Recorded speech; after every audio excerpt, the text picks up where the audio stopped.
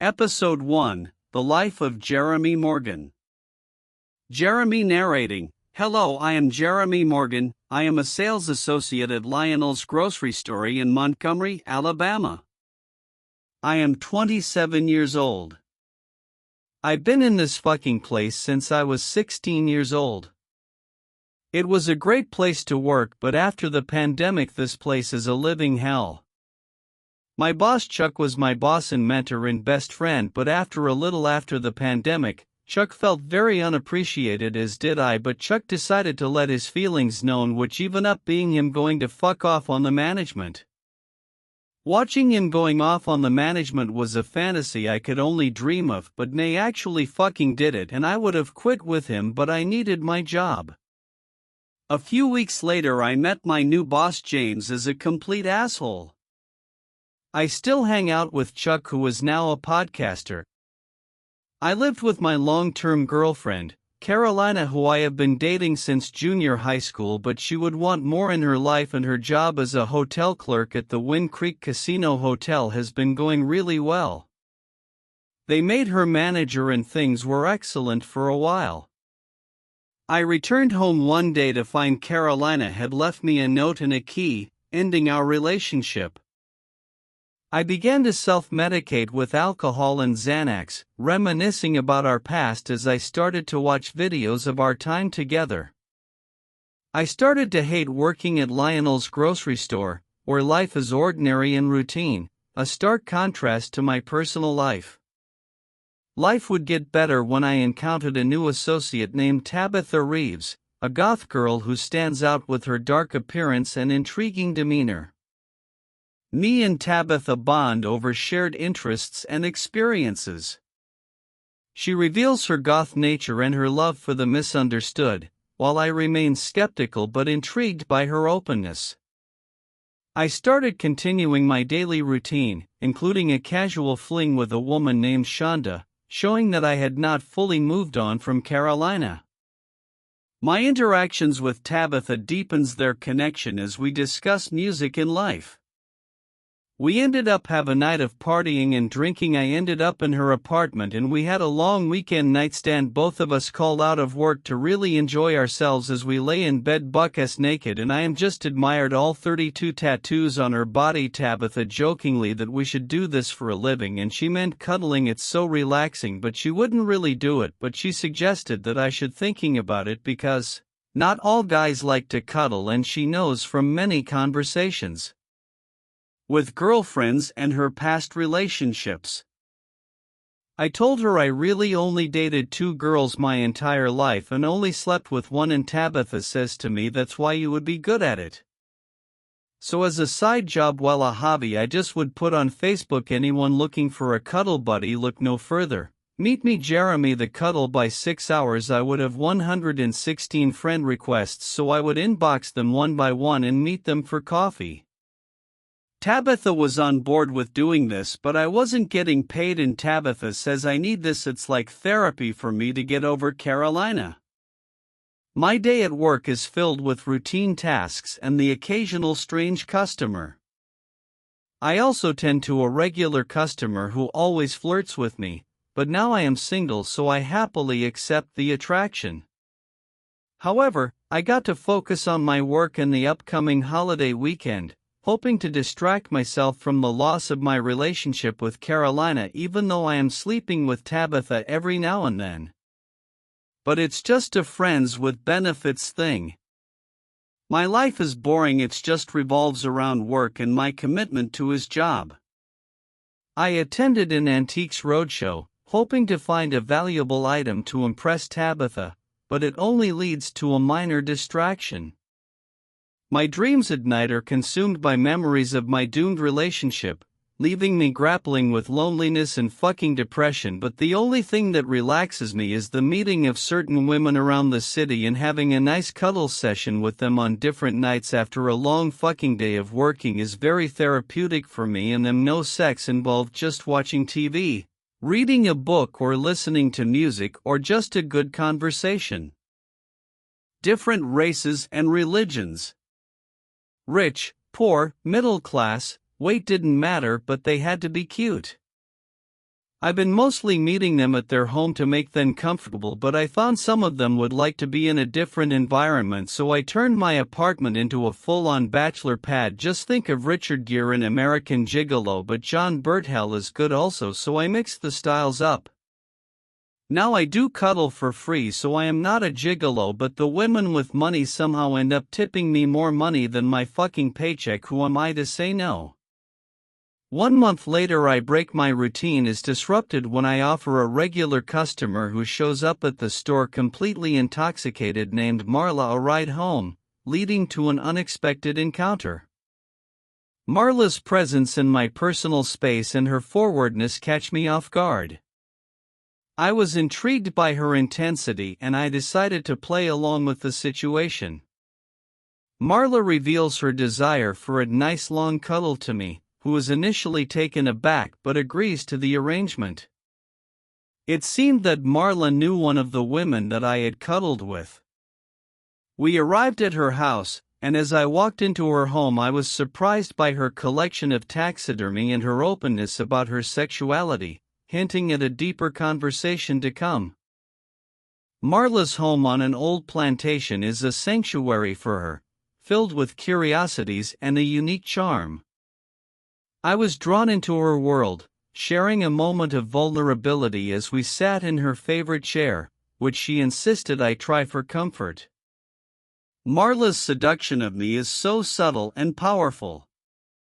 We undress each other slowly, with Marla's touch igniting a passion in me that I haven't felt since Carolina. We share a moment of intimacy, but my inhibitions resurface, and I pulled away, leaving Marla confused and disappointed. Despite the night's intimacy, I feel uneasy about Marla, because I haven't had sex with anyone I cuddle with. The only sex I have been having is with Tabitha.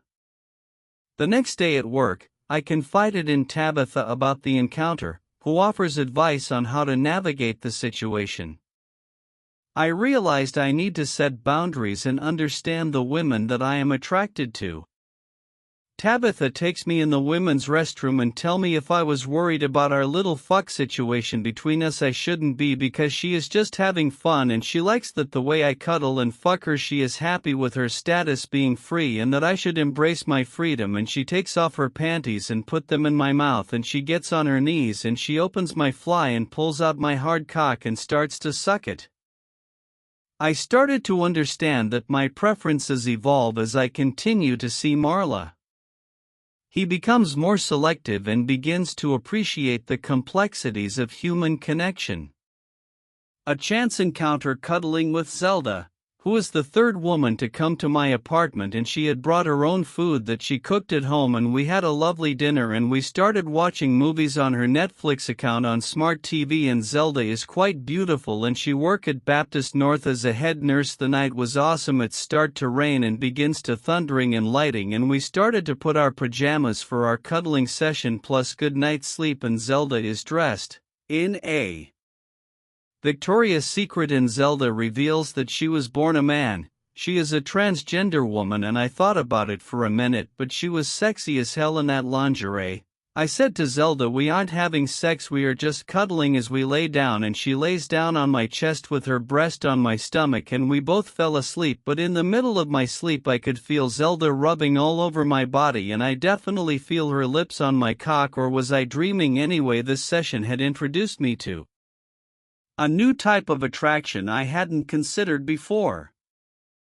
Episode 2, Cuddling and Sex. Jeremy meets up with Lisa after having a conversation on Whisper, a 19-year-old Troy University college student, at an Italian restaurant, and they start to enjoy a wonderful meal and having great conversation about 17th century English literature, which Jeremy knew nothing about but was intrigued by listening to Lisa. Later on, Lisa would talk about her jock boyfriend, Tyler, who she is in a long-distance relationship with, who attends the University of Alabama in Tuscaloosa, but she is lonely and doesn't want to cheat on Tyler, but she needs comfort in college is really stressing her out, and she reveals that online there is a lot of women talking about him, about how good a service that Jeremy performs as a cuddler and a man in general. Lisa lives in a dorm, so she would have to go to Jeremy's place, and as she steps in his home she feels his 67 degrees AC, sees his 3 movies posters on his wall, Aliens, T2 and a big picture of Basic Instinct on his living room wall. And DVD and Blu-ray shelves with thousands of movies and box sets, and Lisa is impressed with his home and she dives on his couch that soak her and she is automatically comfortable. Moments later, Jeremy gets into his PJs and slides into the bed and wait while Lisa gets into her sleep clothes, and Jeremy turns on the TV and Lisa tells no TV please, and she tells him to turn off the lights and he does. Jeremy turns away from the bathroom and looks at his cell, and Lisa comes out the bathroom completely naked, revealing a full bush on her vagina, and she gets in the bed. Jeremy turns on his back and Lisa is looking in his eyes and says, "I hope it's okay that I am naked. It's been a while since I've been able to be this free, and you get naked if you want." And Jeremy takes off his PJs and throws them on the floor, and Lisa lays her head on Jeremy and says this is perfect, and her face goes down Jeremy's leg, and Lisa grabs Jeremy's cock and says, "Wow, you are so big," and she starts stroking his cock, and Jeremy says, "I thought you just wanted to cuddle," and Lisa says, "I did, but something about you just turned me on. Do you want me to stop?" And Jeremy says, "Hell no." Lisa throws off the blanket and gets on his hard cock and starts thrusting back and forth and licking her lips and moaning in sync with Jeremy, and he starts sucking on her breasts, and Lisa is staring in the eyes of Jeremy and says, "You are a fucking Thor. Fuck me, Askarin." And Lisa gets off him and she says, "Fuck me in my ass, take my ass virginity. Askarin, fuck me now." And Lisa is on her stomach with her ass in the air. Jeremy is fucking her in her ass and she is screaming, "Fuck yeah, fucking right Thor, fucking me like your fucking stepmom after she just fuck your daddy. Come on, make me shit, baby. Come on Thor, spank my ass." Jeremy is laughing inside his head. Jeremy and Lisa would continue to see each other, but he also continues more sexual encounters with his co-worker and friend with benefits, Tabitha Reeves, revealing a shared interest in the darker side of life. Jeremy's life becomes a balancing act between his relationship with Marla, his sexual escapades with Lisa, and his growing attraction to Tabitha. Jeremy's sexual tension with Tabitha reaches a climax at work, leading to an intimate encounter in the stockroom, further complicating his already complex personal life. Jeremy would have another cuddle session with Zelda, which had been 3 weeks since his first encounter, which was just a cuddle session, and this time Jeremy is invited to her home, which was very erotic vibe, and Zelda let him know that she enjoyed their last session, and Jeremy and Zelda would share a glass of wine, and Jeremy asked Zelda about her life and Zelda asked him about his life. Jeremy compliments Zelda on her looks and her body, and Zelda that she is attracted to him, and Jeremy says, "I can tell. I know your identity is as a woman, and you are the best of all the transgender I ever saw in my life, and there are some very manly ones out there." Zelda says, "No offense, but why are you here?" Jeremy says, "Because of all the crazy shit you've been through, the depression, suicide attempts, and you've been through a lot. And you are in need of some comfort, and I do like your company, but I got to tell you, I am a lover of women and I am attracted to your feminine beauty, but I could never give you the pleasure that you desire, just being honest with you, Zelda." Zelda takes off her clothes and says, "I am a full woman. I want your full service, Jeremy." Jeremy walks over to Zelda and he kisses her, leading to a physical connection that challenges his perceptions of gender and identity. Jeremy's relationship with Zelda evolves, and he begins to understand the intricacies of her gender identity and expression, and he realized they are both victims of depression and loneliness, deepening their emotional bond. Jeremy's cuddle adventures lead him to an encounter with a Chinese restaurant named Mingli, who has an interest in bondage and dominance. Jeremy's relationship with Mingli pushes his boundaries, exploring new dimensions of power and pleasure, while he also deals with the complexities of his other relationships. Jeremy's sexual escapades continue as he encounters a new woman, Pam, while also navigating the complexities of his relationships with Lisa, Tabitha, Marla, Mingli, and Zelda. Jeremy would meet Pam at the doctor's office. Pam is a pediatrician in the office. Pam recognized him from the Cuddle group on Facebook, and Pam is determined to get a date with Jeremy, and she is in her late 40s but is so beautiful she looks like Sharon Stone, who he had always had a crush on. Pam had brought Jeremy to a Montgomery Biscuits game in which she has season tickets and she loves baseball, but Jeremy felt out of place. He doesn't necessarily like sports.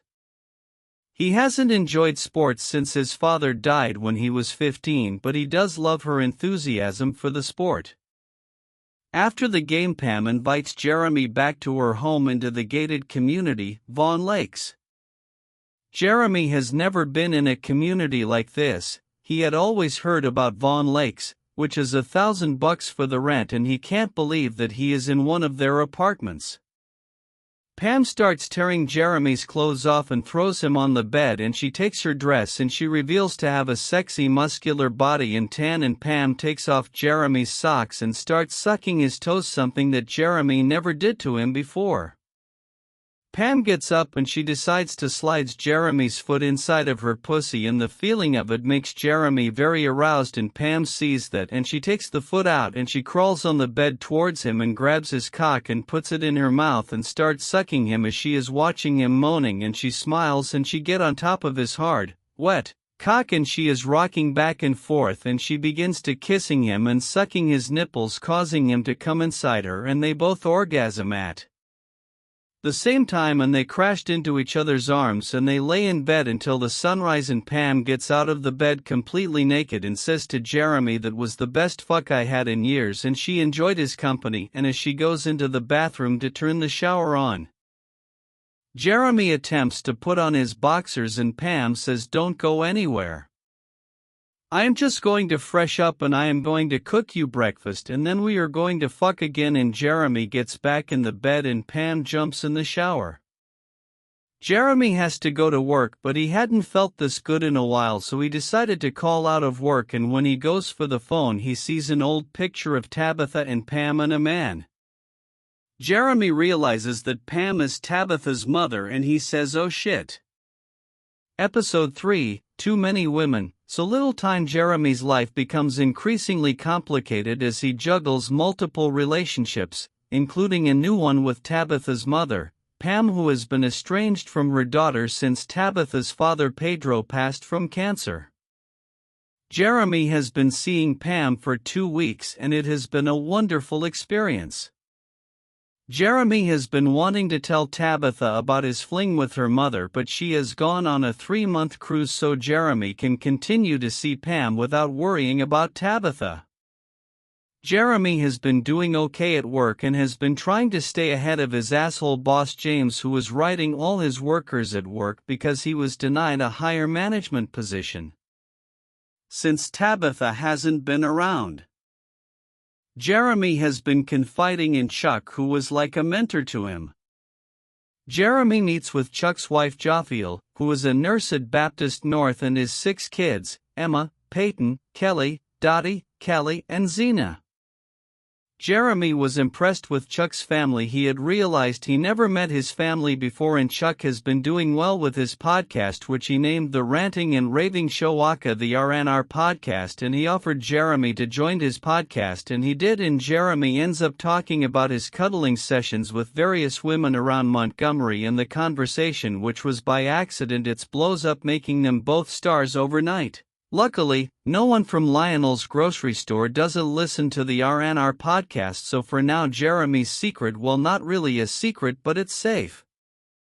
Jeremy and Marla are having dinner at Hibachi Grill, and Marla tells Jeremy that being with him has made her very happy, but her husband Greg, who she been separated from, finally wants her back, which was the reason for her drinking, but she praised Jeremy for making her enjoy life sober for these last weeks, and she kisses him and she sits and they enjoy their meal together, and Jeremy drops her off at house and Marla tells him to wait, and moments later Marla brings Jeremy a stuffed panther and she tells him that she will never forget him, and this will be for you to remember me.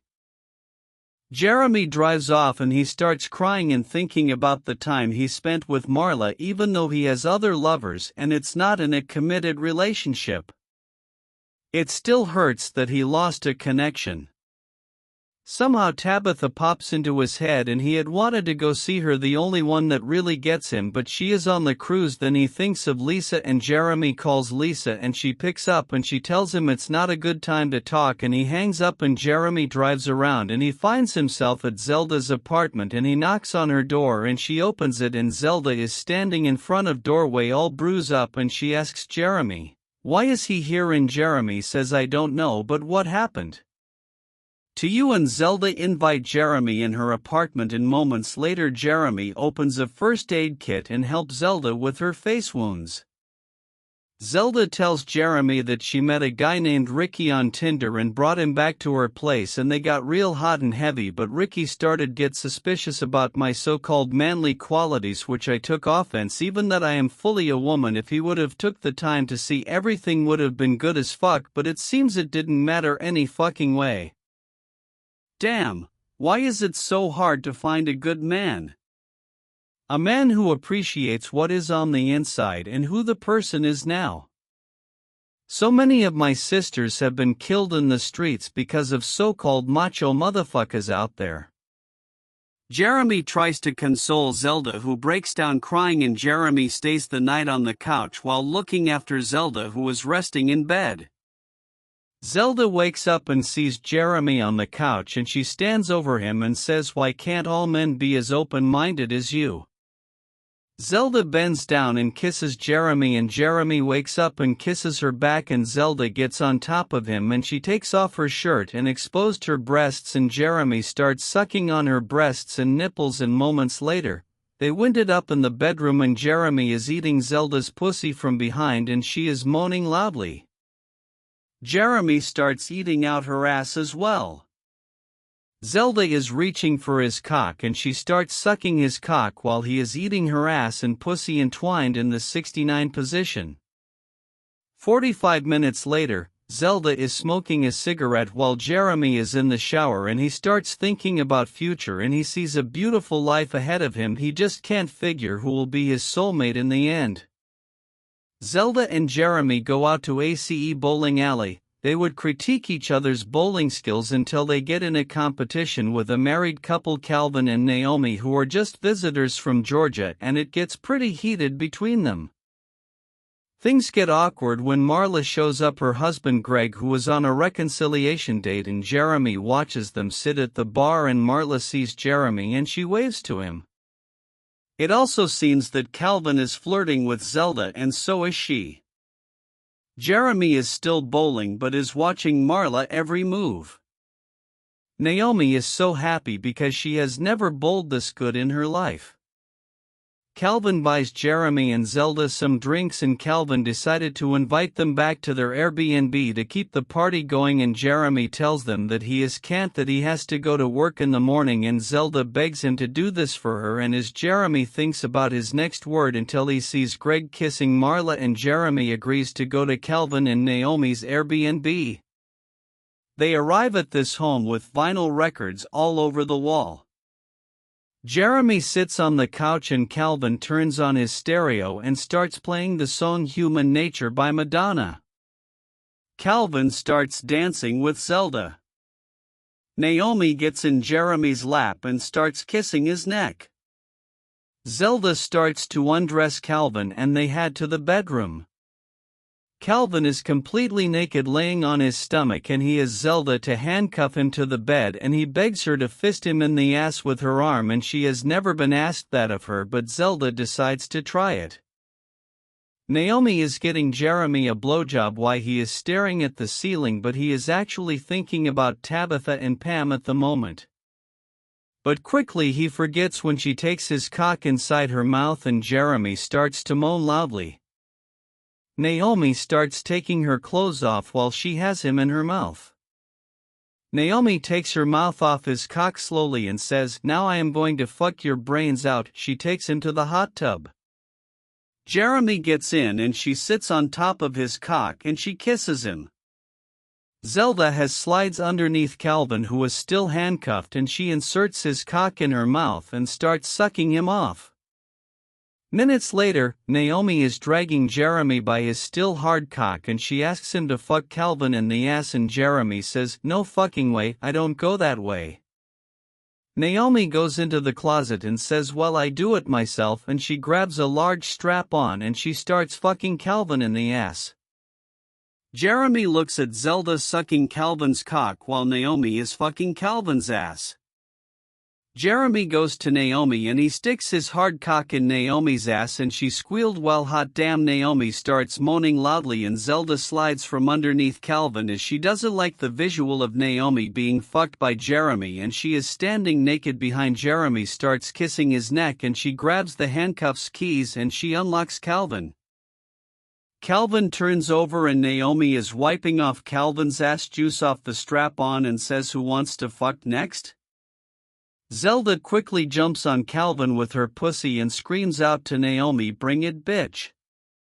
Naomi sticks her strap-on inside of Zelda and they are moaning together. Jeremy is looking at Calvin, Zelda and Naomi are all in motion, and Jeremy walks away and he goes into the living room and starts getting dressed.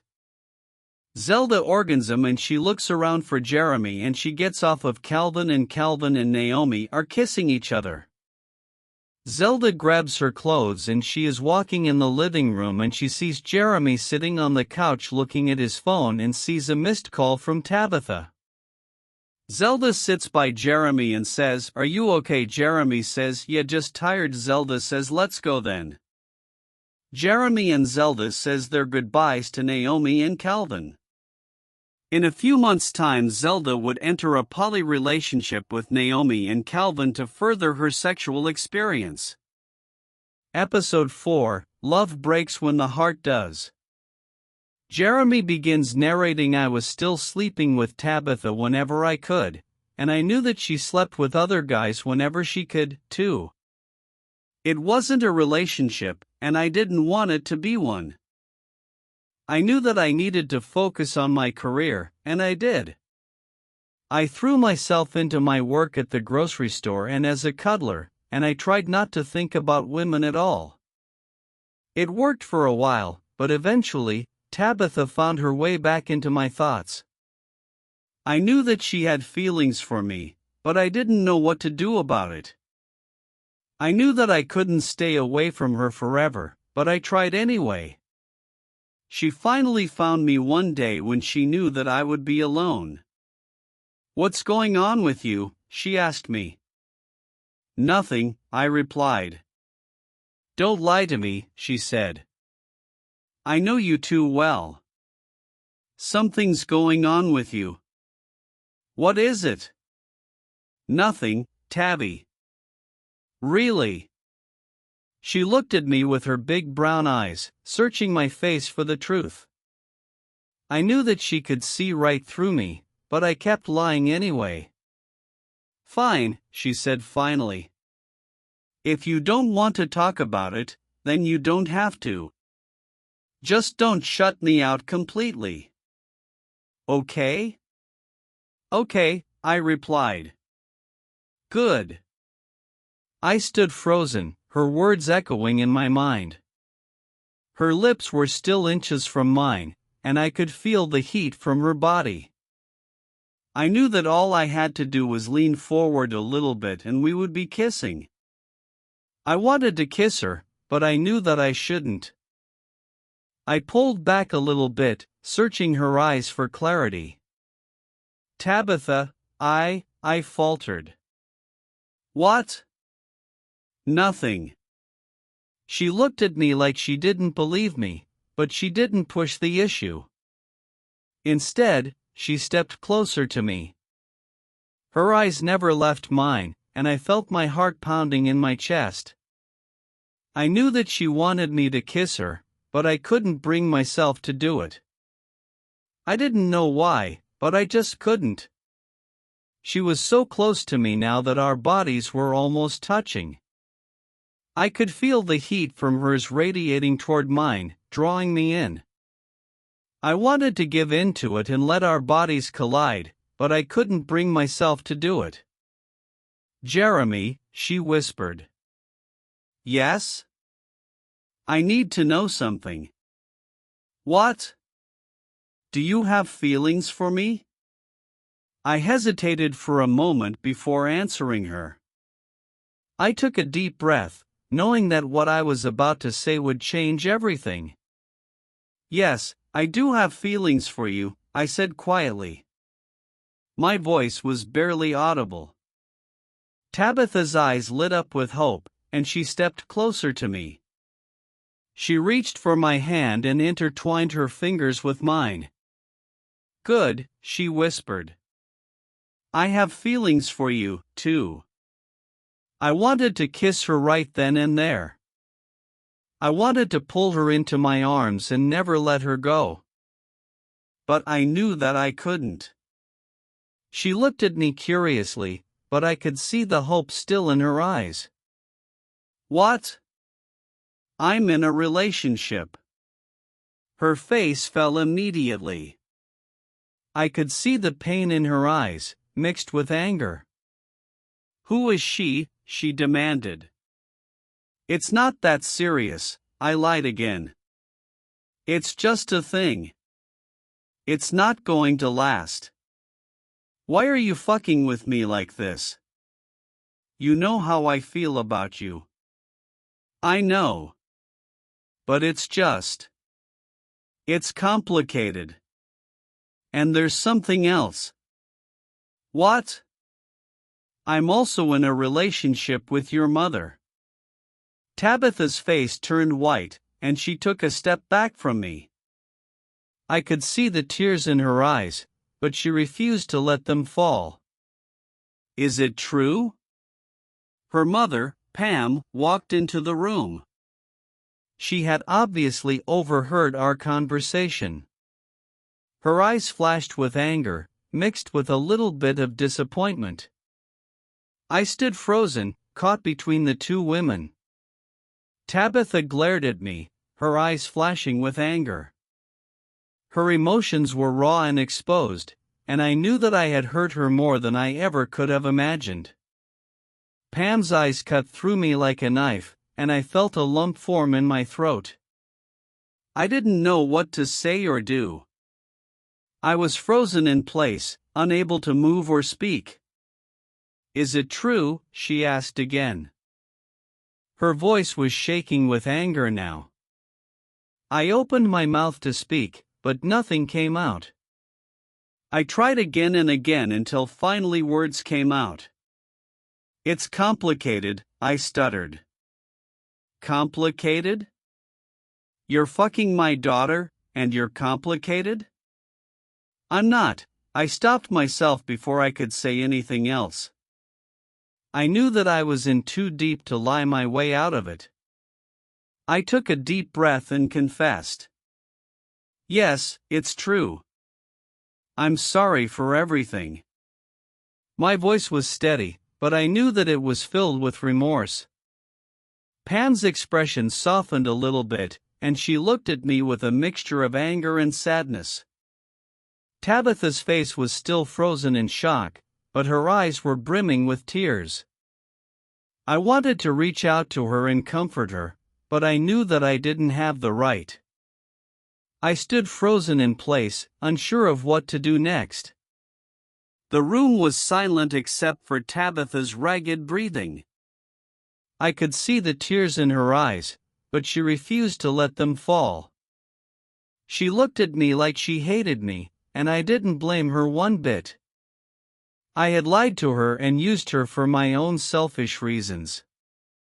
I had hurt her more than I ever could have imagined, and now she would never forgive me. Suddenly, she turned away from me and ran out of the room. Her mother followed after her, leaving me alone in the dimly lit space. I stood there for a few moments, unsure of what to do. I knew that I had to act fast if I wanted to salvage any chance of us. I took a deep breath and rushed out of the room, following after Tabitha. I found her outside, sitting on the curb in front of her mother's house. She was crying, and I could see the pain etched in her features. My heart went out to her, and I wanted to rush over to her and comfort her. But I knew that I couldn't. I walked towards her slowly, my heart pounding in my chest. "Tabitha, please," I said softly. She looked up at me, and I could see the tears streaming down her face. Her eyes were red and puffy from crying, and her nose was running. "Why?" Her voice cracked as she spoke. "Why did you do this to me?" I knelt beside her on the sidewalk, looking into her eyes. "I'm sorry. I never meant to hurt you." She looked at me skeptically, like she didn't believe me one bit. "Why should I believe you?"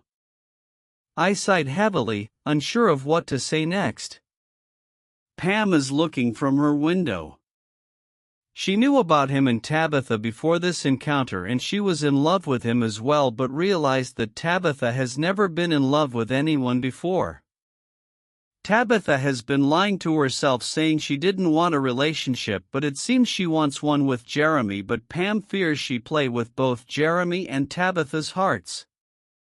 Jeremy and Tabitha would start walking away from the house to discuss their flawed relationship. Jeremy begins narrating again. I reached for her hand, looking into her eyes. "I'll be there every step of the way. I promise." She hesitated, her eyes searching mine for sincerity. Then she slowly pulled her hand away from mine. "I need time," she whispered. I nodded, understanding that our bond was fragile. I watched as she stood up, wiping the tears from her eyes. She looked at me one last time before walking back to her mother's house. My heart went out to her, and I wanted to comfort her. "Can we please talk about this?" I asked softly. She looked at me for a long moment, and then she nodded slowly. I sat on the curb, watching her go. I knew that I had a long road ahead of me, but I was ready to do whatever it took to make things right with Tabitha and Pam. I stood up finally, brushing my jeans off. I knew that I couldn't stay in Montgomery forever, but I was willing to do whatever it took to fix things with Tabitha and Pam. I had hurt them both so deeply, and now it was time to make it right. I sighed, rubbing my temples. My head was pounding from the weight of my actions. I knew that I had to get out of there before I lost my mind. I walked back to my car and got inside, starting the engine and pulling out of the driveway. As I drove away, Pam's voice echoed in my mind, and I couldn't shake it off. "Don't think you can just waltz back into our lives without proving you've changed," she'd said sternly before I left. I gripped the steering wheel tighter, determined to show them both that I was more than my mistakes. I started driving and I took the interstate, and before I knew it I headed towards Wetumpka, Alabama, towards the mountains, needing to get away from everything. The winding road seemed to mirror my thoughts, twisting and turning in every direction. I finally pulled over at a secluded spot, parking my car and getting out. The air was crisp and clean, and I breathed it in deeply. I had never been this far up in the mountains before, and I was struck by the silence. It was a stark contrast to the chaos that I had left behind. I walked to the edge of the cliff, looking out over the vast landscape below me. The sun was setting slowly, casting a golden glow over everything. I didn't know what the future held, but I knew that I couldn't stay in Montgomery forever. I had to make a change, and fast. I stood up finally, looking out over the valley one last time. Then I walked back to my car and got inside, driving back down the mountain. I felt refreshed when I got back, like a weight had been lifted off of my shoulders. Episode 5, Cuddling and Loving. I knew what I had to do now. I was going to quit my job at the grocery store and focus on being a full-time professional cuddler. It was the only thing that made sense anymore. I had a lot of money in the bank I never really touched in years, so started this cuddling business, and I reached out to Zelda as my manager and to help me find clients. My first client was Mrs. Velma Thompson, Zelda said softly. She's a widow. Her husband died 6 months ago, and she's lonely. My heart went out to her as I looked at her picture. I nodded, feeling a sense of purpose as I took the file from Zelda. I'll make sure she feels cared for, I promised, glancing at the address. As I left Zelda's house, I looked at my phone at a few missed calls from Pam, but I ignored them. I went on to my appointment with Mrs. Thompson. I walked into the house, looking around at the familiar decorations. Mrs. Thompson is her pink nightie, looking up at me anxiously as I walked in. She smiled softly as she saw me, relief washing over her face. I smiled back at her as I followed her to her bedroom, and I took my clothes except my boxers and I slid in the bed. She immediately snuggled into my side, wrapping her arms around me tightly. I stiffened slightly, not used to such affectionate advances from my clients. Mrs. Thompson's eyes lit up with excitement as I told her about Pam and Tabitha, filling her in on the complicated relationships. She listened attentively, nodding along as I spoke. I glanced over at her as I finished my story, seeing a look of determination in her eyes. "What are you going to do?" she asked softly, her voice filled with concern. I sighed softly, running my hands through her hair anxiously. "I'm not sure," I replied honestly. "But I know that I have to be honest with both of them." Mrs. Thompson nodded, giving me a squeeze. I stiffened slightly, reminding myself that we were only here to cuddle tonight. Mrs. Thompson seemed to sense my tension, rolling over onto her side. I felt the warmth of her body beside me, but my mind was already with Pam and Tabitha. I couldn't sleep, my mind racing with thoughts of the two women.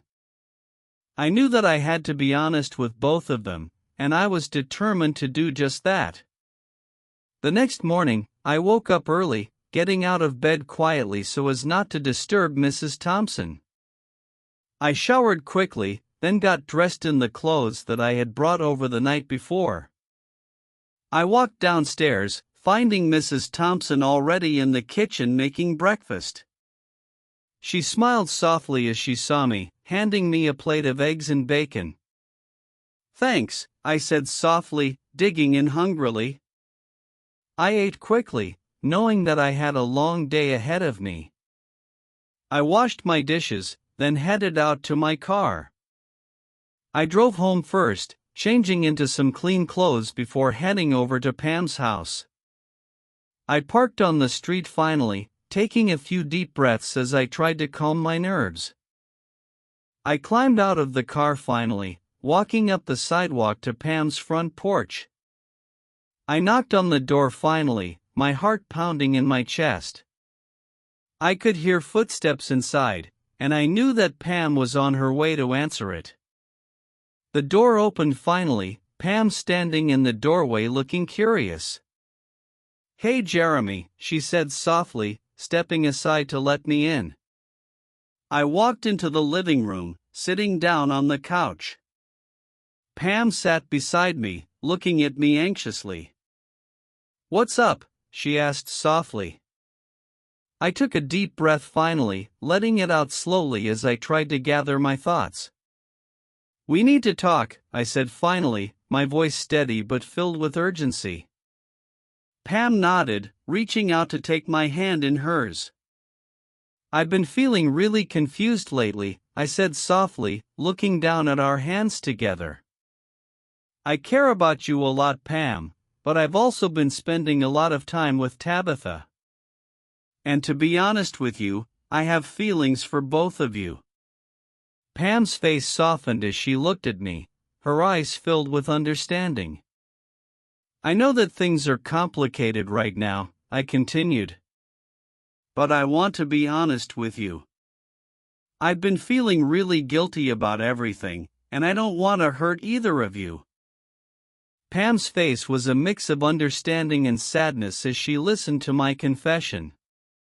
She took a deep breath finally, letting it out slowly as she tried to process her thoughts. Maybe we should take a break, she suggested softly, her voice steady but filled with emotion. I nodded, feeling a wave of both relief and regret. I didn't want to lose Pam, but I knew that I had to be honest with her. Thank you for being so understanding, I said softly, squeezing her hand in mine. I'll figure everything out, and then we can talk again. Pam nodded, reaching out to touch my cheek gently. I care about you, Jeremy, she said softly. And I want you to figure things out. I smiled back at her, feeling a wave of gratitude for her support. I got up finally, giving her a soft kiss on the cheek before heading out the door. I drove over to Tabitha's house next, my mind racing with thoughts of how our conversation would go. As I parked outside Tabitha's house, I noticed her sitting on the porch, sipping coffee and watching me intently. Jeremy, she called out as I approached, her voice a mix of surprise and curiosity. Hey, I said softly, sitting down in the chair beside her. What are you doing today?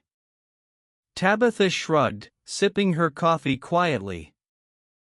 I could tell that she was watching me intently, sensing that something was wrong. Want to go for a drive? I asked suddenly, standing up and stretching my arms over my head. Tabitha raised an eyebrow in surprise, but I could tell that she was intrigued. Where? She asked softly. Nowhere in particular, I replied, looking out at the open road. I just need to get out of town for a while. Tabitha nodded slowly, knowing that I needed some space. Okay, she said finally, standing up and following me to my car. We drove to her house first, packing some clothes into a bag quickly before hitting the open road. The air was thick with tension as we drove through the countryside, neither of us speaking much as we tried to process our thoughts and emotions. I glanced over at Tabitha occasionally as we drove, noticing the way that her dark hair framed her pale face. She turned to me with a knowing look, and I realized she had her own secrets to share. After a few hours of driving, we finally turned off the main road and onto a dirt path that wound its way through the trees. The sun was setting behind us, casting a warm orange glow over the landscape. We drove for a few more minutes before finally emerging at the edge of a secluded lake. The water was calm and peaceful, reflecting the serene landscape around it. The sun had dipped below the trees now, casting a cool blue light over everything. Tabitha and I got out of the car, walking to the edge of the water and sitting down on the shore. The air was cool and quiet, filled with the sound of crickets and lapping water. I glanced over at Tabitha occasionally as we sat there, noticing the way that her eyes seemed to be searching for answers. I knew that she was trying to figure me out, but I also knew that I was just as confused about my own feelings as she was. We sat there in silence for a while longer, watching as the stars began to twinkle in the sky above us. Finally I spoke, my voice low but filled with emotion. I want to make things right, I said softly, glancing over at Tabitha. She turned to me slowly, her eyes filled with curiosity. I took a deep breath, letting it out slowly as I tried to process my thoughts.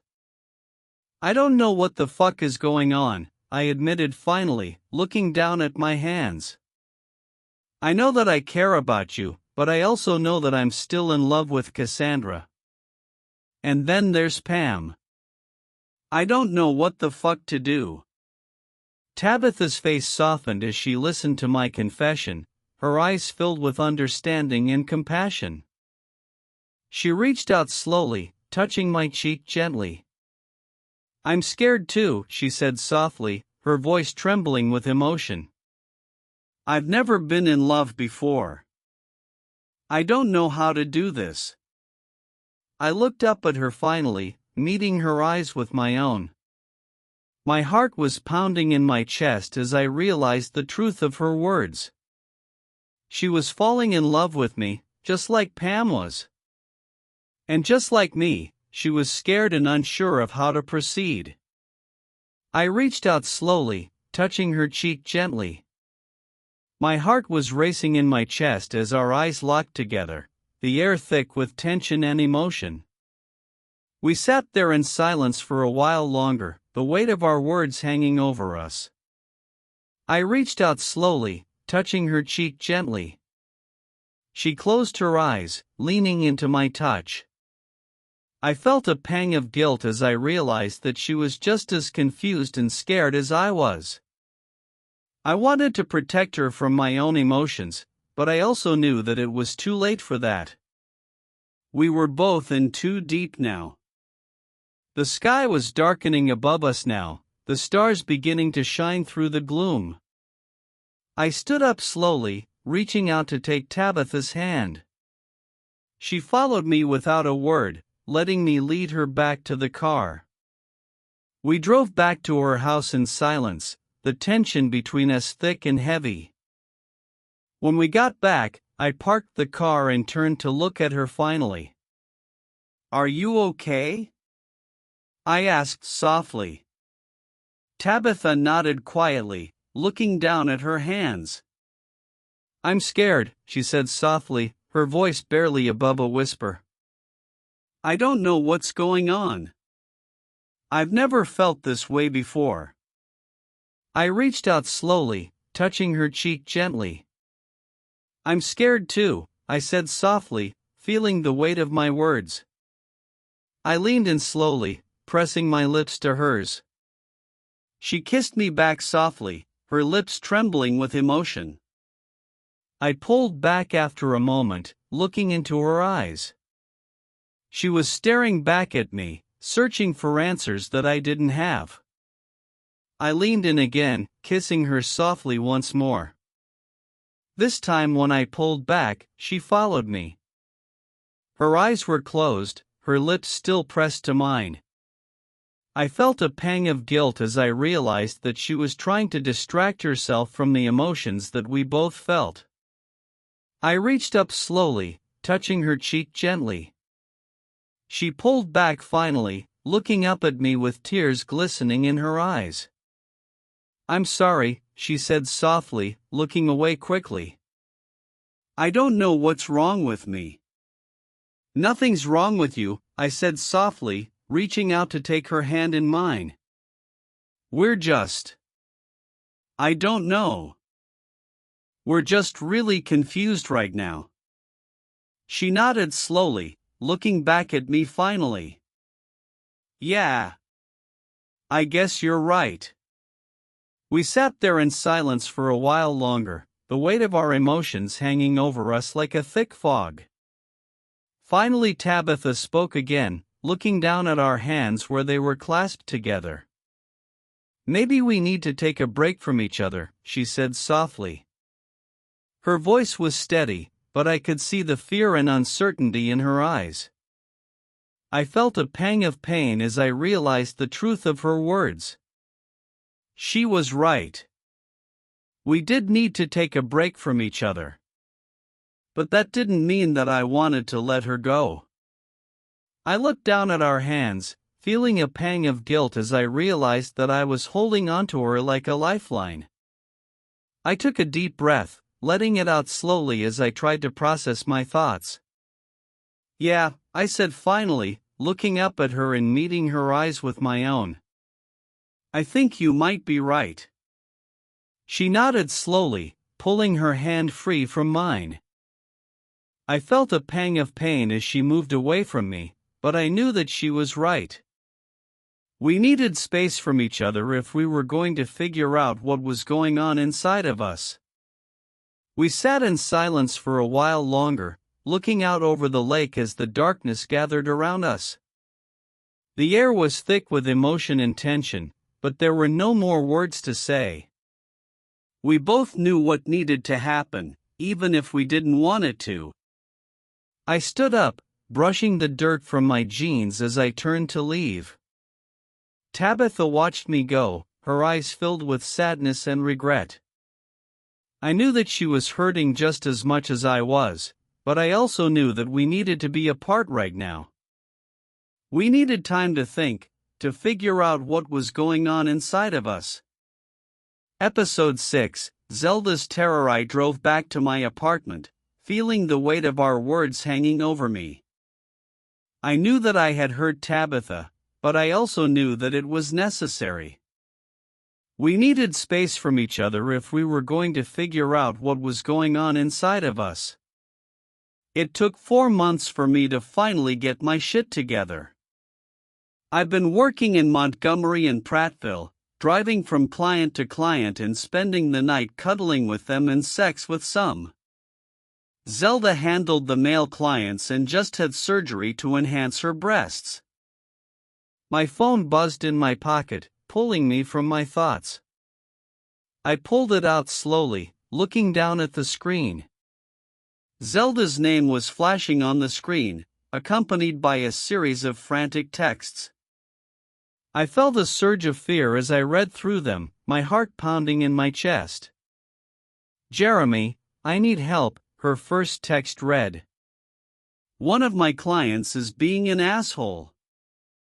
I'm scared. I felt a rush of adrenaline as I read through her texts, calling her up immediately. Zelda, what's going on? I asked, trying to keep my voice steady. I'm at the club, she said, her voice shaking with fear. One of my clients. He's being really aggressive. I don't know what to do. I could hear the panic in her voice, and I knew that I had to act fast. I'll be right there, I said, hanging up the phone and grabbing my keys. I drove to the club as fast as I could, feeling the adrenaline pumping through my veins.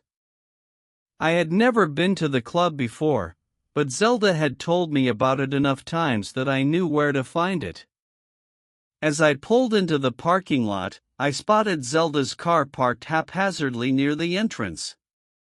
The neon lights flickered ominously above the doorway, casting eerie shadows on the pavement. I pushed through the heavy doors and scanned the dimly lit room, my heart pounding as I searched for any sign of her. The club was crowded, the air thick with the smell of smoke and sex. I pushed through the throng of people, scanning the room for any sign of Zelda.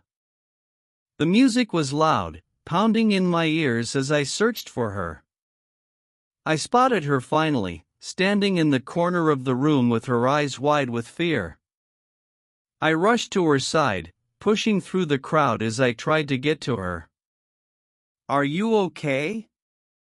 I asked urgently, grabbing her arm and pulling her close.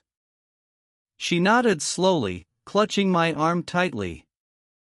I scanned the room quickly, looking for any sign of who had scared her. I spotted a man watching us from across the room, his eyes fixed intently on us, and I recognized him from somewhere. A surge of anger flared within me as I realized that he must be the one who had scared her. I stepped in front of Zelda protectively, glaring at him across the room. He took a step forward, but I stood firm. I knew that if he came any closer, I would have no problem defending myself and Zelda against him. He took another step forward, his eyes flashing with anger. I could see the lust in his eyes, and I knew that he wasn't going to back down without a fight. Security, I shouted, pointing at him and glaring at the bouncers. Get him out of here. Now. The bouncers looked up slowly, their faces expressionless as they stared at me. I knew that they were used to dealing with problems like this, and I was grateful for their help. They pushed through the crowd, standing in front of the man and glaring at him. He protested loudly as they dragged him from the club, but he was no match for them. As soon as he was gone, Zelda clung to me tightly. I could feel her heart pounding against my chest, and I knew that she was still scared. "Are you okay?" I asked again, holding her close as I tried to comfort her. She nodded slowly, clinging to me tightly. "Thank you," she said, her voice shaking with fear. "I owe you one." "You don't owe me anything," I said, holding her close as I tried to comfort her. "I'm just glad that I got here in time." I could still feel the adrenaline pumping through my veins, and I knew that it would take a while to calm down. I took a few deep breaths, trying to calm myself down as I held Zelda close. "Jeremy," she whispered, her voice barely audible over the music, "there's something I need to tell you." I pulled back slightly, looking into her eyes. "What is it, Zelda?" She hesitated for a moment before speaking. "That man. He wasn't just any client. He's been following me for weeks." I felt a surge of fear at her words, and I knew that we needed to get out of there as fast as we could. "Let's go," I said, pulling her close as I pushed through the crowd. We moved quickly, our footsteps urgent as we made our way to the doors. The cool night air hit us as we stepped outside, and I took a deep breath as I tried to calm down. "What do you mean he's been following you?" I asked, looking down at her with concern. "Not here," she said, shaking her head. "Somewhere safe." I nodded, looking around at the parking lot. "Where's your car?" "Over there," she said, pointing to a small sedan parked near the entrance. "Do you trust me to drive?" I asked, looking over at her. She nodded slowly, and I knew that she was still scared. I took her hand, leading her over to my car. We drove in silence for a few minutes, the only sound being the hum of the engine and the music playing on the radio. I glanced over at Zelda every so often, watching as she stared out the window with a haunted look in her eyes. "Zelda, you need to tell me everything," I said softly, breaking the silence. She sighed deeply, her voice barely above a whisper. "He's been showing up everywhere outside my apartment, at the coffee shop, even at the gym." I tightened my grip on the steering wheel, anger simmering beneath my calm exterior. "Why didn't you tell me sooner?" She shrugged, her eyes still fixed on the window. "I didn't want to be a bother." I sighed, shaking my head. "You're not a bother, Zelda. I'm here for you." I glanced at her as we stopped at a red light, watching as she turned to face me. Her eyes were wide with fear, and I knew that she was scared. I reached over, taking her hand in mine as I tried to comfort her. "We'll figure something out," I said softly. "Okay?" She nodded slowly, her eyes filling with tears. "Thank you, Jeremy." I squeezed her hand reassuringly, trying to hide the anger that was growing inside of me. I knew that I had to stay calm if I was going to help her. We drove for a few more minutes before pulling into the parking lot of a nearby diner. The neon sign flashed brightly overhead, and I knew that it would be open late enough for us to grab a cup of coffee and talk. The diner was quiet when we walked in, the only sound being the murmur of voices from the kitchen in the back. The booths were dimly lit, and I knew that it would be the perfect place for us to talk without being seen or overheard. We slid into a booth, and I ordered 2 coffees from the waitress who approached us with a tired smile. Zelda wrapped her hands around the mug when it arrived, staring into the dark liquid as if searching for answers. "Jeremy," she began hesitantly, "there's more to this than just him following me." "I think he knows about the money." I leaned in closer, whispering urgently, "Tell me everything about the money and how he found out." She hesitated, her eyes darting around the diner as if searching for an escape route. I reached across the table, placing my hand on top of hers. "Zelda, you need to tell me everything." She took a deep breath, her voice trembling as she spoke. "I think he knows about the inheritance," she confessed. I felt a surge of fear at her words, and I knew that this changed everything. The inheritance was a trust fund that had been set up by her parents before they died. It was a large sum of money, and I knew that it would be enough to set her up for life. I also knew that it would make her a target for people who were looking to take advantage of her. "Does anyone else know about the money?" I asked, piecing together the facts in my head. She shook her head slowly, looking down at her hands guiltily. "I wasn't supposed to tell anyone.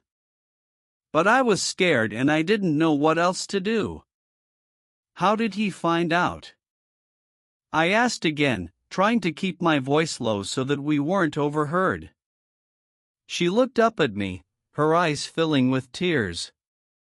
"He found my journal," she whispered. I leaned in closer, my voice soft. "Zelda, you need to tell me everything." She nodded slowly, taking a deep breath as she tried to gather her thoughts. "I've been keeping a journal since I was a teenager," she began. "It's where I write down all of my hopes and dreams and fears. I wrote about the money in it, about how scared I am that someone is going to find out and try to take it from me." I nodded, my mind racing as I pieced together the facts. "Does he know how much it is?" She shook her head again. "No. But he knows that it's enough to set me up for life." I sighed, looking down at my hands as I tried to think of what we needed to do next. We couldn't just sit back and do nothing. We had to take action before things escalate any further. I looked back up at her, my voice soft but firm. "Zelda, you need to trust me. I'm going to do everything in my power to make sure that you get the money and stay safe. We need to find a safe place for you, somewhere he can't reach." She nodded, her voice barely audible. "But where can I go so that he won't find me?" I squeezed her hand gently, determination in my eyes. "We'll figure it out together, I promise." Zelda kissed me and I kissed her back. She nodded slowly, looking down at her hands as she tried to process everything. I knew that she was scared, and I knew that she needed me. I also knew that I had to do whatever it took to keep her safe. We sat in silence for a few minutes, both of us lost in our own thoughts. Finally, Zelda looked up at me, determination in her eyes. "We need to tell the police," she said firmly.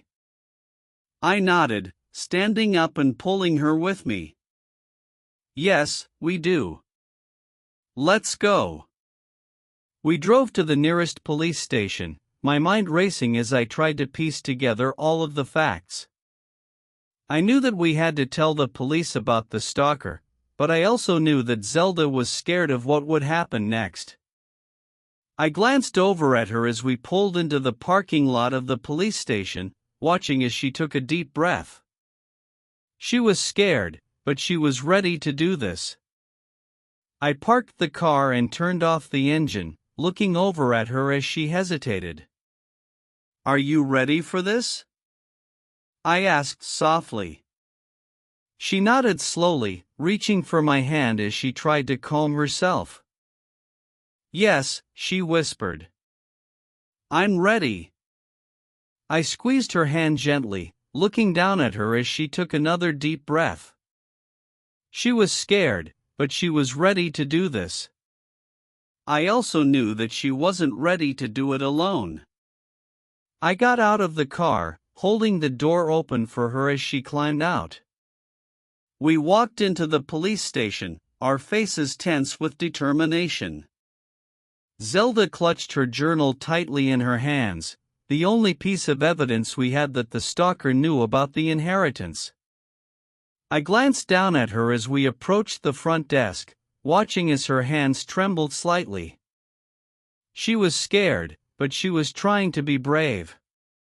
The officer behind the desk looked up at us as we approached, his eyes narrowing slightly as he tried to read our expressions.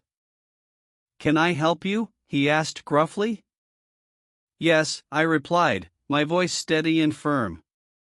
"We need to report a stalker." The officer's eyes narrowed slightly as he looked between us. "Okay," he replied slowly. "Let me get a detective."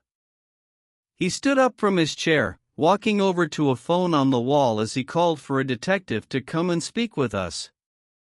As we waited, Zelda tightened her grip on my hand, and I knew we had crossed a line that couldn't be undone. A few minutes later, a tall, older man in a suit walked over to us, his eyes narrowing as he tried to read our expressions. "I'm Detective James," he said firmly. "What seems to be the problem?" I squeezed Zelda's hand gently, looking down at her as she took another deep breath. She looked up at the detective, her voice barely audible as she tried to explain what had happened. The detective's eyes narrowed as he listened, his brow furrowing in concern. Finally, Zelda finished explaining, and the detective nodded slowly. "Okay," he said firmly. "We'll take care of this. I'll make sure that your case is prioritized." Zelda nodded slowly, looking up at me as if for reassurance. The detective looked between us, his eyes narrowing slightly as he tried to read our relationship. "I'm going to increase patrols around your neighborhood," he continued. "If you see anything suspicious at all, don't hesitate to call." Zelda nodded again, looking down at her hands as she tried to process everything. I knew that she was scared, but I also knew that she felt a glimmer of hope now that we had told the police. We walked out of the police station a few minutes later, the sun beating down on us as we made our way back to my car. As we stepped out onto the sidewalk, I noticed a shadowy figure watching us from across the street. My heart skipped a beat as I felt a chill run down my spine, and I instinctively pulled Zelda closer to me. I glanced around quickly, looking for any other signs of danger. The figure was dressed in black, and they were watching us with an intensity that sent fear running through my veins. Zelda noticed my tension, following my gaze as she saw the figure watching us. Her heart began to race in her chest, pounding so hard that I could feel it as I held her close. Without saying a word, we quickly got into my car and locked the doors behind us. I started the engine and pulled out of the parking lot, glancing in my rearview mirror as I tried to see if the figure followed us. I couldn't see them behind us, but I also knew that didn't mean they weren't there. I glanced over at Zelda, who was breathing heavily as she tried to calm herself. She looked over at me, her eyes wide with fear as she tried to speak. "Did you see them too?" she whispered, her voice trembling. "Yeah," I replied, gripping the steering wheel tightly. "We can't go home, not yet." "But where will we go?" she asked, desperation creeping into her voice. "I know a place," I replied. "It's not far from here. We'll go there until the police figure out who this person is." Zelda nodded, her eyes still wide with fear as she clutched my arm tightly.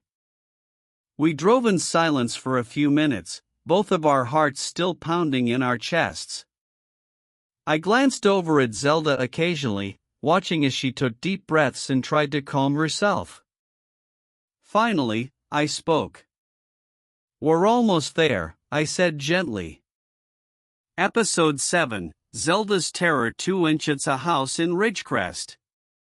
It's old and worn down, but it's safe. I know the owner, and he said we could stay here for a while. Zelda nodded slowly, her brow furrowing as she tried to process everything. Ridgecrest wasn't the best neighborhood in Montgomery, but it wasn't the worst either. Still, I knew that Zelda had heard rumors about it, and I could tell that she was nervous as we navigated the dark streets. The houses around us were old and worn down, their porches sagging under the weight of years of use and disrepair. I glanced over at Zelda occasionally as we drove, watching as her eyes darted back and forth between the houses. "It's going to be okay," I reassured her, trying to sound more confident than I felt. She nodded, though her grip on my arm didn't loosen. "Do you really think this place is safe?" she asked quietly, her voice tinged with doubt. "Yeah," I replied, trying to sound as confident as possible. "I know the owner. He's a friend of mine." Zelda nodded, her eyes still darting back and forth between the houses. The neighborhood was eerily quiet, and I knew that it was making her nervous. I pulled up in front of the house a few minutes later, looking around cautiously before getting out. The house was old and worn down, its once white paint now faded to a dull gray. It looked abandoned, but I knew that it wasn't. I walked around to Zelda's side of the car, helping her out gently as I looked around. The street was empty, but I could feel eyes on us. I glanced up at the windows of the surrounding houses, seeing nothing but darkness. Still, I knew that we weren't alone. I helped Zelda up onto the porch, watching as she looked around nervously. The air was thick with the smell of old wood and dust, and I could tell that she was uncomfortable. I glanced over my shoulder as I fumbled for the keys, looking around one last time before opening the door and stepping inside. The house was dark inside, lit only by a few dim lamps in the living room. I locked the door behind us, the sound of the deadbolt clicking into place echoing through the silent house. Zelda let out a deep breath as she heard the door lock, her shoulders relaxing slightly as she realized we were safe. I guided her to a worn couch in the living room, sitting down beside her as I tried to comfort her. She was still shaking, and I could feel her fear radiating off of her like a palpable thing. I wrapped my arms around her gently, trying to reassure her that everything was going to be okay. She leaned into me, letting out a deep sigh as she tried to calm herself. We sat in silence for a while, both of our hearts still pounding in our chests. Finally, I spoke. "We should rest," I said softly. "I'll keep watch." Zelda nodded slowly, exhaustion evident in her posture. I helped her up from the couch, guiding her to a bedroom at the back of the house. The bed was old and worn down, but it looked comfortable enough. Zelda let out a deep sigh as she collapsed onto it, rolling onto her side as she looked up at me. "Thank you," she whispered. "For what?" I asked gently.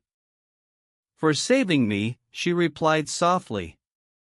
"For keeping us safe," she replied, as a sudden knock echoed through the house. "For taking care of me," she replied, her eyes welling up with tears.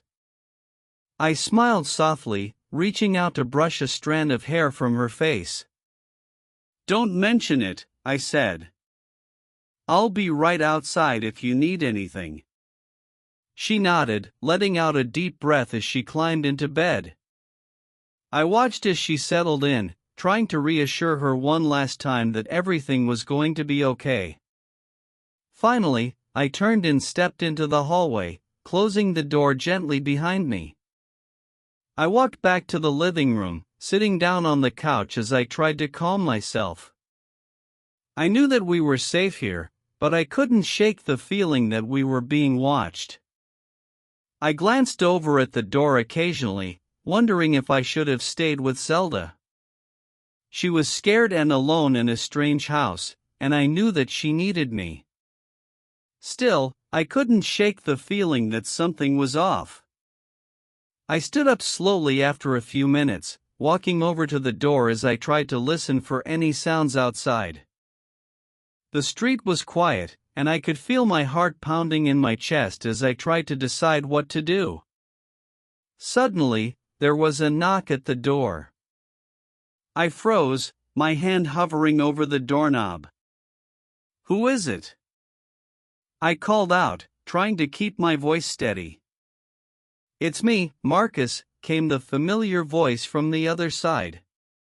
I let out a sigh of relief as I opened the door, looking up at my old friend in surprise. Marcus was a big guy, his broad shoulders and towering height making him look like a bodyguard. He was dressed in a pair of jeans and a t-shirt, looking like he had just rolled out of bed.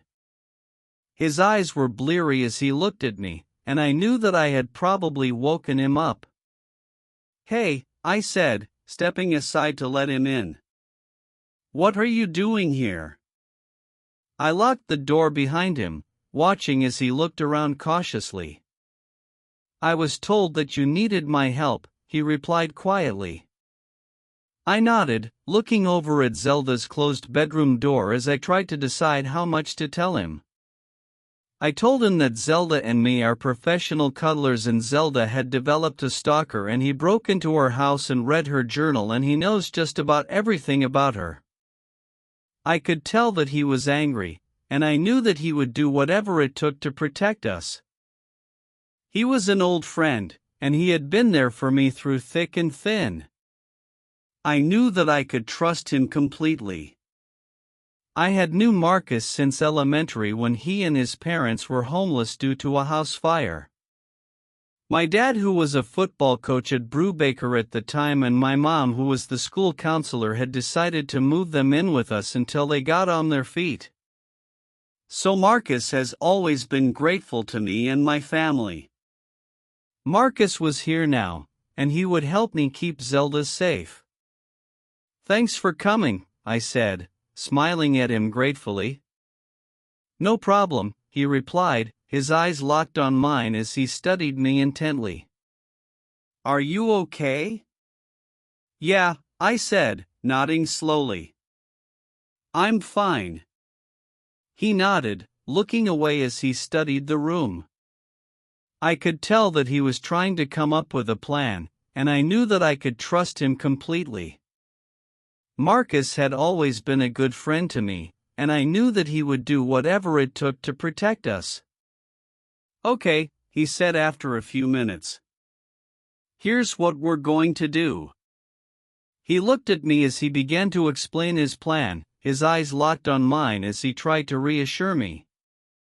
I nodded slowly as I listened to him, feeling a renewed sense of security now that he was here.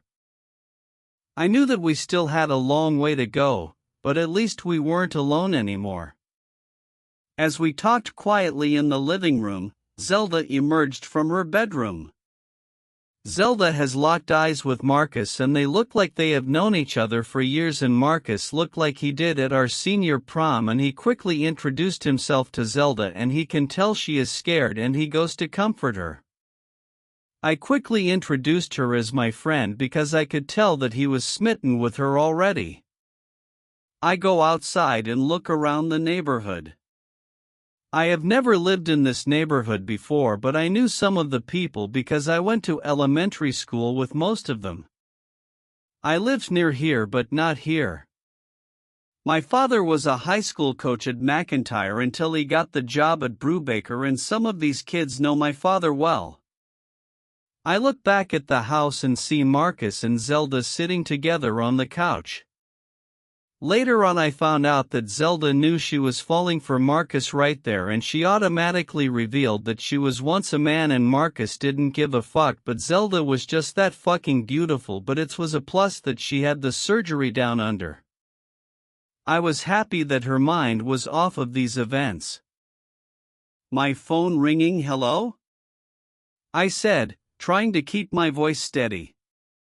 Jeremy, the detective said on the other end of the line. We caught him.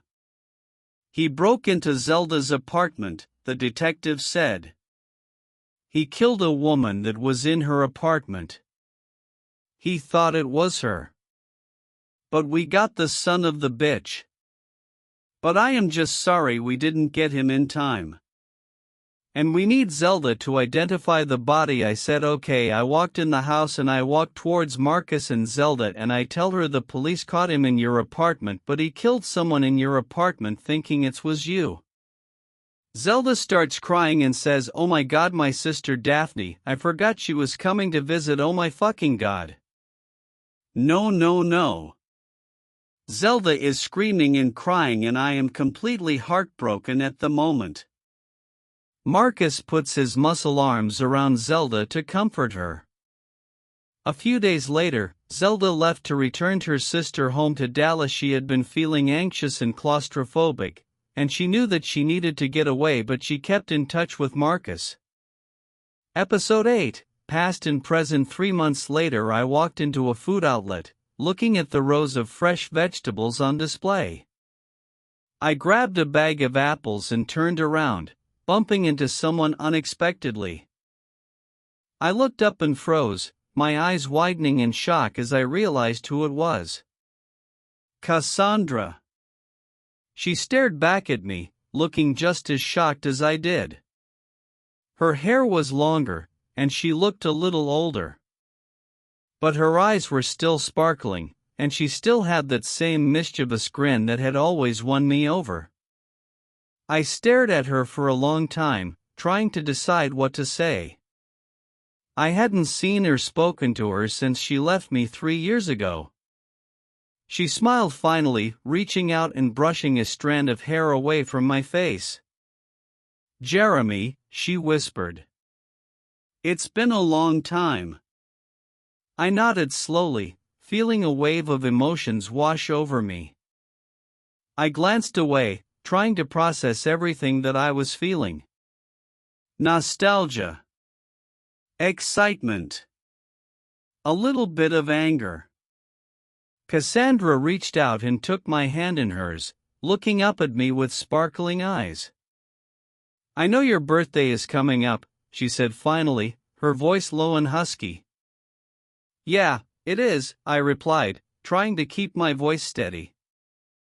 She squeezed my hand gently, her eyes searching mine. Can we talk? There's something important I need to tell you. I hesitated, feeling a wave of uncertainty wash over me.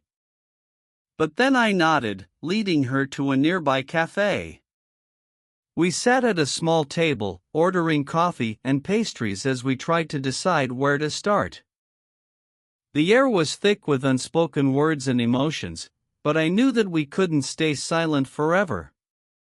Cassandra took a deep breath, looking down at her hands as she tried to gather her thoughts. I've been thinking a lot about the past, she said finally, her voice soft yet steady. About everything that happened. About what I did. I stared at her, my heart pounding in my chest as I tried to decide what to say.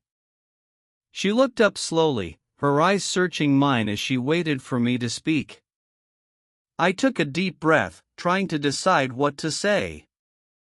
I knew that I couldn't stay silent forever, but I also knew that I couldn't let my guard down too much either. I've thought about it too, I said finally, my voice cautious. But I'm not sure where to go from here. Cassandra nodded slowly, looking back down at her hands as she gathered her thoughts again. I know that I hurt you, she whispered, her voice barely audible. And I've regretted it every single day since. I took a deep breath, feeling the weight of her words settle over me. Why now, Cassandra? Why come back after all this time? She reached into her bag, pulling out a small wrapped gift. Her hands trembled slightly as she placed it on the table between us. I stared at it, my heart pounding in my chest as I tried to decide what to do. Open it, she whispered, her eyes wide with excitement. I stared at her for a long time, trying to decide what to do. Finally, I reached out and slowly unwrapped the gift. A small vintage pocket watch spilled out of the wrapping paper, looking up at me with intricate gears and a delicate chain. I stared at it for a long time, feeling a wave of memories wash over me. Cassandra and I had always been fascinated by antiques and vintage items, and this pocket watch looked like something straight out of the 1800s. I glanced up at her finally, feeling a wave of emotions settle over me. Why this? I asked softly. She smiled softly, reaching out and brushing a strand of hair away from my face. I wanted to give you something special. Something that would remind you of me. I stared at her for a long time, trying to decide what to say. The air was thick with unspoken words and emotions, and I knew that we couldn't stay silent forever. Cassandra took a deep breath, her eyes locking onto mine. Jeremy, there's more to it, she said, her voice trembling slightly. I found out something about the watch. Something connected to your family. I leaned in, urging her to continue. Cassandra hesitated, her eyes wide with a mix of excitement and apprehension. Tell me, I whispered. She took a deep breath, her hands trembling slightly as she reached out and grasped mine.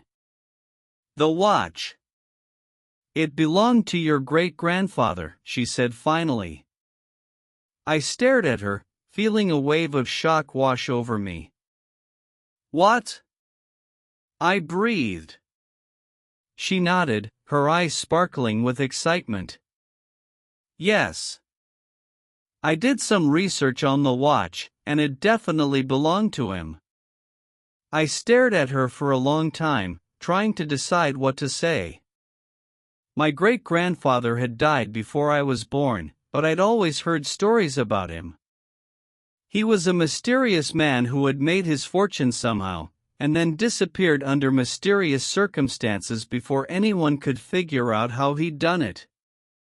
There were rumors that he'd hidden his fortune away somewhere before he died, but no one ever found anything. How did you find this out? I asked finally, my mind racing with questions. Cassandra smiled softly, reaching into her bag and pulling out a small notebook. I stared at her, my curiosity piquing as she slowly opened the notebook. Old family letters and photographs spilled out, looking up at me with familiar faces and places. I stared at them, feeling a wave of emotions wash over me. The letters were old and yellowed, but they looked like they'd been written yesterday. They talked about my great-grandfather's life, hinting at secrets and mysteries that had been buried for years. I stared at them, my heart pounding in my chest as I tried to decide what to say. Where did you find this? I asked finally, my voice barely above a whisper. Cassandra smiled softly, her eyes sparkling with excitement. I found it in an antique shop, she said. I was browsing through and saw the name. I remembered it from our talks. I stared at her for a long time, trying to decide what to say.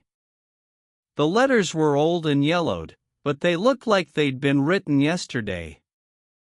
They talked about my great-grandfather's life, hinting at secrets and mysteries that had been buried for years. I stared at them, feeling a wave of emotions wash over me. I stared at them, feeling a wave of emotions wash over me. My heart was pounding in my chest as I tried to decide what to say. We were sitting in a small cafe, surrounded by the hum of conversations and clinking cups. I stared at the letters, flipping through them slowly as I absorbed their contents.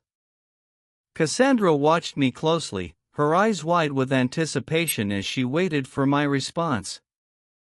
I paused, staring at one of the letters as I tried to make sense of it. There was a line that kept jumping out at me. Something about a secret being hidden away forever. I stared at it, my finger tracing the line slowly as I tried to make sense of it. I glanced up at Cassandra, seeing the hope in her eyes. She'd obviously found something important, but I wasn't sure what it was. We need to explore this, I said finally, my voice steady but filled with determination.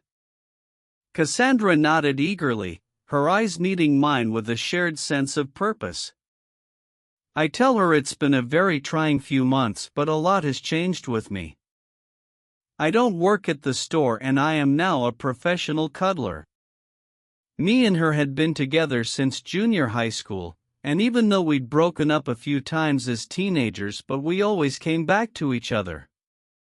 Jeremy, I think this could lead us to fortune, Cassandra said, her voice barely containing her excitement. I raised an eyebrow, feeling a mix of skepticism and intrigue. You really believe that? I asked, my heart racing at the possibility.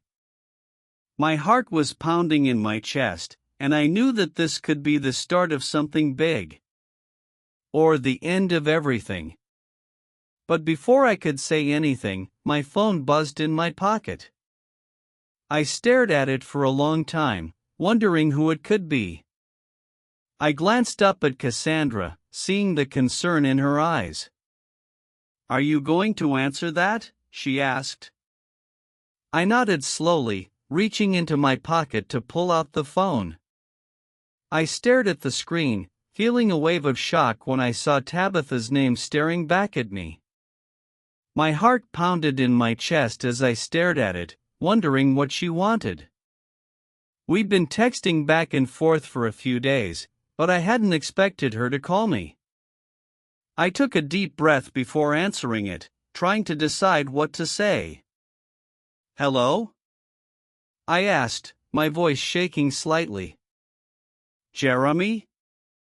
Tabitha's voice was strained, barely above a whisper. Yes, I said, my heart pounding in my chest. What's wrong? There was a long pause before she spoke again. Mom! She died, she said finally, her voice cracking with emotion. My heart sank, guilt and sorrow intertwining as I tried to process what she'd said. I'd never told her how much she meant to me, and now it was too late. I'm so sorry, Tabitha, I said, my voice heavy with regret. Thanks, she replied softly, a hint of relief in her tone. Can you come over? I really need someone right now. I nodded, even though I knew she couldn't see me. I felt a rush of emotions as I hung up the phone, my heart pounding in my chest. Cassandra watched me closely, sensing the gravity of the situation. Jeremy? She asked softly, her eyes wide with concern. What's wrong? I stared at her for a long time, trying to decide what to say. My friend Pam. She died, I said finally, my voice barely above a whisper. Cassandra's eyes widened in shock as she stared at me. Oh no, she said softly. I'm so sorry.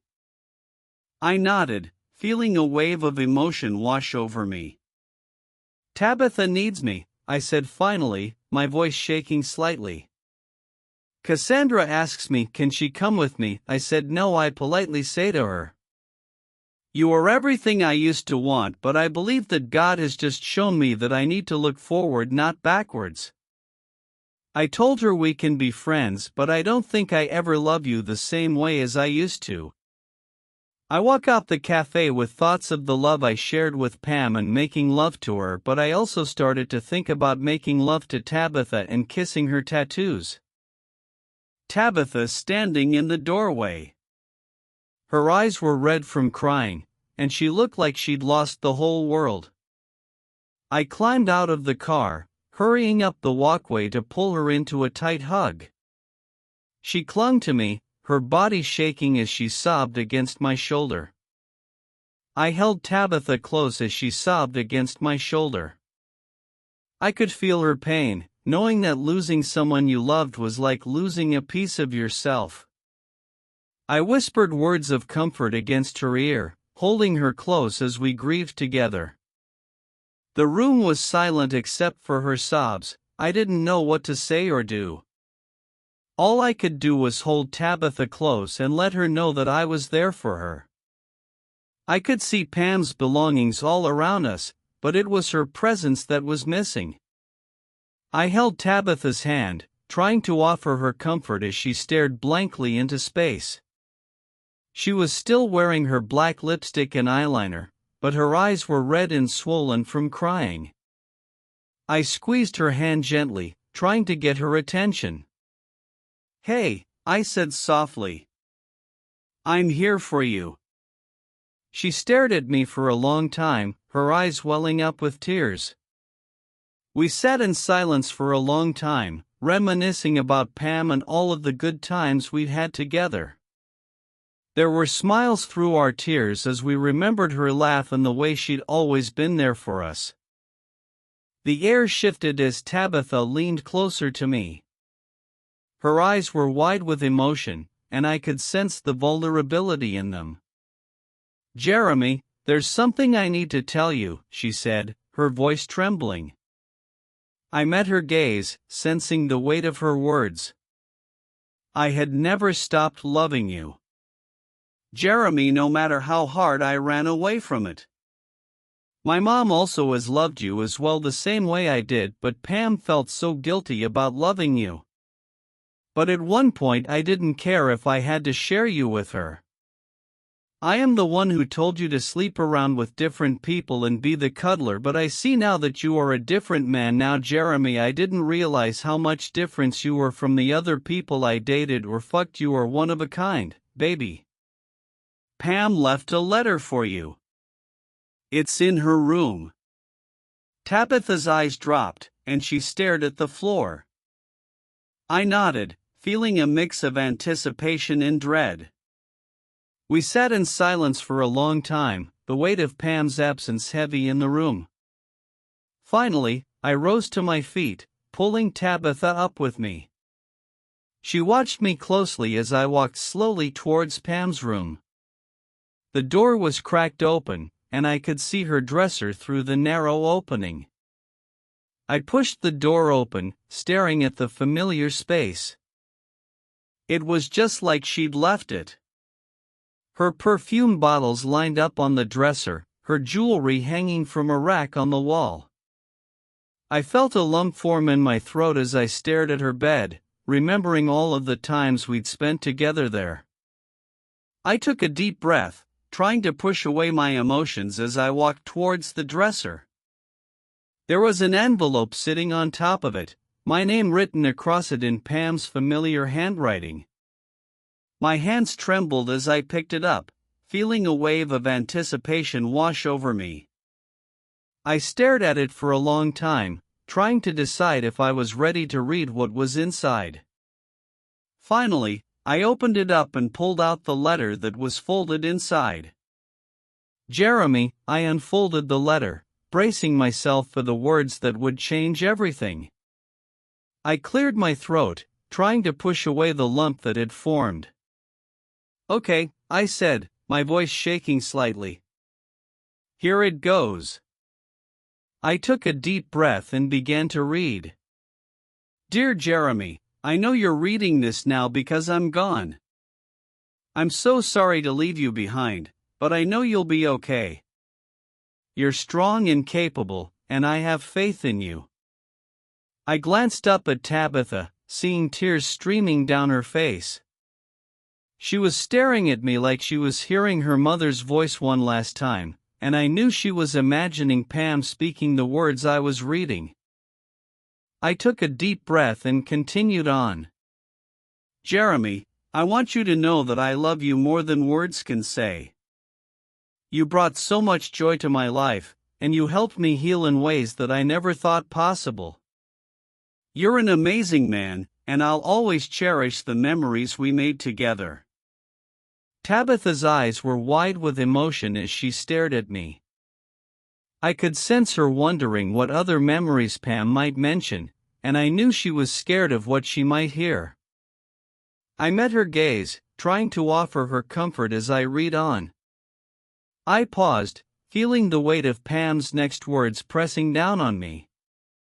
There's something important you need to know, something I never had the chance to tell you in person. I was deep in lust with you, not love, but my daughter was in deep in love with you, and after you and her separated, Tabitha has gone down a dark road. An abusive boyfriend, she was depressed and she tried to kill herself. She needs you, Jeremy, you made her better. I am dying of this cancer, but knowing you will take care of her, then I will be at peace. I stood in shock, the weight of Pam's words pressing down on me. I glanced at Tabitha, seeing tears streaming down her face. She was staring at me with a mixture of sadness and vulnerability, and I felt a surge of protectiveness wash over me. How could I have not seen this coming? I felt guilty for not recognizing the signs sooner, for not being there to help her when she needed it. I rose to my feet, walking slowly towards her. I reached out, pulling her into my arms. I'm here for you, I whispered, my voice filled with sincerity. Tabitha nodded against my shoulder, her body trembling with emotion.